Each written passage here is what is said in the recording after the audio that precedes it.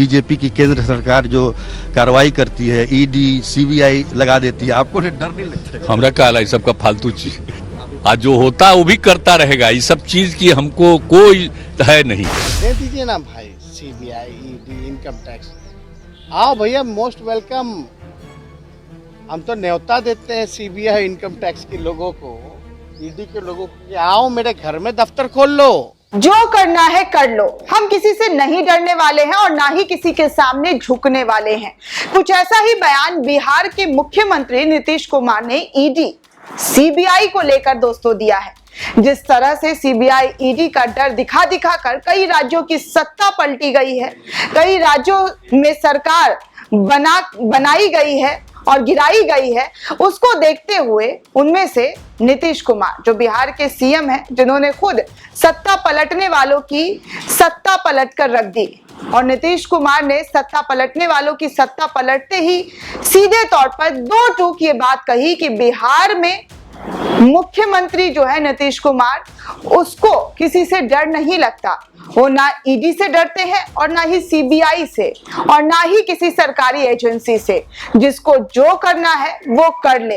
दोस्तों, मुख्यमंत्री नीतीश कुमार ने केंद्र सरकार के सीबीआई और ईडी के दुरुपयोग के सवाल पर कहा कि जो किसी भी चीज का दुरुपयोग करेगा तो जनता एक एक चीज समझकर उसका बदला उससे ले ही लेगी। सीएम ने इशारों में कह दिया कि सीबीआई और ईडी के सवाल पर उनकी महागठबंधन की सरकार पीछे नहीं जाने वाली है। वो जिस महागठबंधन की सरकार के साथ हैं उसी के साथ रहेंगे, चाहे जितनी भी जोर लगा लो, हम तुम्हारी जोर को तोड़ देंगे। मुख्यमंत्री दोस्तों रक्षाबंधन के मौके पर इको पार्क पहुंचे थे, जहां उन्होंने ये बयान दिया है। बिहार में नई सरकार बनने के साथ पुराने गठबंधन को लेकर नीतीश कुमार हमलावर हो गए हैं। जब भी वो बयान दे रहे हैं तब एक से बढ़कर एक हमला जो है नीतीश कुमार भारतीय जनता पार्टी के ऊपर कर रहे हैं। वह बीजेपी के एक एक सवालों का जवाब दे रहे हैं। जो बीजेपी उन पर एक सवाल लगा रही है वो 10 जवाब उनको दाग रहे हैं। नीतीश कुमार से जब पूछा गया कि राज्य की हिस्सेदारी में केंद्र कटौती कर सकता है तो उन्होंने कहा कि क्या स्थिति होने वाली है। एक एक चीज सबके सामने है। देश चलता है संविधान के मुताबिक। संवैधानिक प्रावधान है कि केंद्र को क्या करना है, अलग अलग राज्यों का क्या अधिकार है, सब निर्धारित है। इसमें किसी तरह की कोई दिक्कत होगी तो खुद ही जवाब देना पड़ेगा। हमें इससे कोई डर नहीं लगता है कि वो कटौती करें या फटौती करें। हमें काम करना है बिहार की जनता के लिए, सो हम करेंगे। दोस्तों, प्रधानमंत्री पद को लेकर मुख्यमंत्री नीतीश कुमार ने हाथ जोड़कर कहा कि मैं हाथ जोड़कर कहता हूं कि मैं पीएम पद का उम्मीदवार नहीं हूं। मेरा काम है सभी दल को एक साथ लेकर चलना, सभी विपक्ष को एक साथ लाना।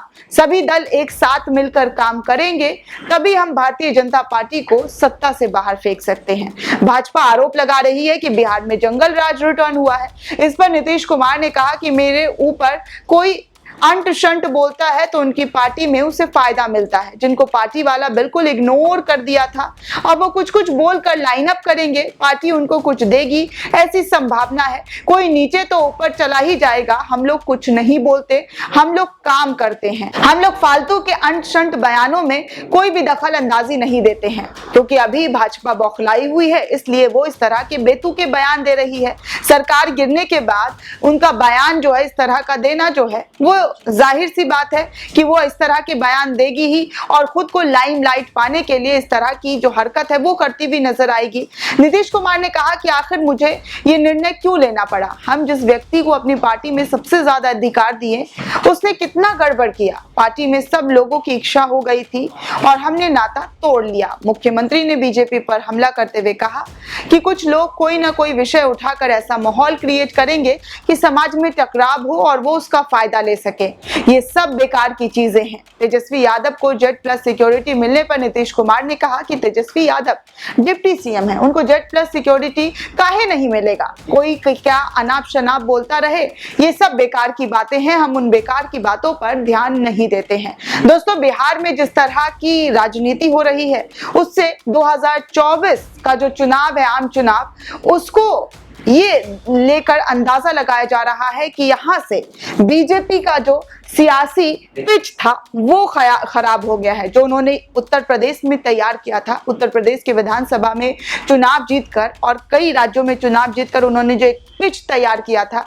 वो बिहार की गठबंधन टूटने से पूरी तरीके से धराशायी हो गया है। और इसी को देखते हुए नीतीश कुमार ने एक अलग सा एक्शन ले लिया है और जिसमें विपक्ष एकता की बात वो करते हुए नजर आ रहे हैं कि विपक्ष को एकता के साथ जो है लड़ाई लड़नी होगी। ये ईडी का डर दिखाएंगे, ये सीबीआई का डर दिखाएंगे, लेकिन इनसे डरने की जरूरत नहीं है।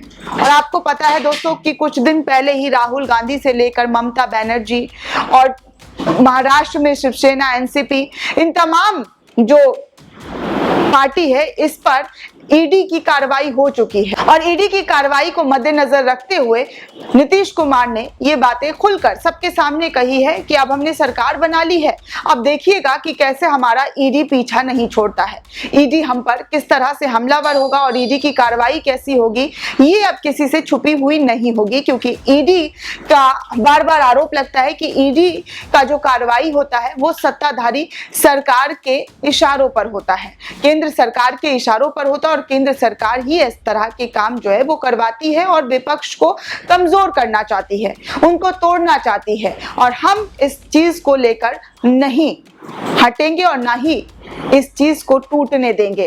क्योंकि राहुल गांधी ने भी जिस तरह से उनके ऊपर ईडी की कार्रवाई हुई थी, उनका भी दो टूक बयान आया था जब सामने दोस्तों, उन्होंने कहा था कि जो करना है कर ले, मैं मोदी से नहीं डरने वाला। उसको जो भी सरकारी एजेंसियों को दुरुपयोग करना है वो करे, जो गलत होता है उसे डर लगता है, लेकिन हम नहीं डरने वाले हैं, हम ये लड़ाई मजबूती से लड़ेंगे। जिसके बाद पूरी की पूरी बीजेपी को सामने आना पड़ा, कांग्रेस के प्रदर्शन को भगवान और धर्म से जोड़ना पड़ा। जहां पर महंगाई की बात चल रही थी वहां पर धर्म लाकर सामने से खड़ा कर दिया गया। तो इस तरह की राजनीति जो है वो आम सी हो चुकी है कि अगर किसी को डराना है तो धर्म से जोड़ दो। ये राजनीति जो है सबसे सरल होती है, सबसे आसान होती है, इसलिए ये धर्म को जोड़कर अपनी राजनीति करते हैं, ईडी सीबीआई लाते हैं। लेकिन अब विपक्ष भी इनके चालों को समझ चुका है और सीधे तौर पर ये कह रहा है कि अब जो करना है करो, हम नहीं डरने वाले हैं और ईडी सीबीआई से तो खैर कभी भी नहीं डरेंगे। दोस्तों, इस पूरे रिपोर्ट को लेकर आप क्या सोचते हैं, आपकी क्या राय है, हमें कमेंट सेक्शन में जरूर बताइएगा। साथ ही साथ नेशन 360 को ज्यादा से ज्यादा लाइक, शेयर और सब्सक्राइब करना बिल्कुल भी ना भूलें।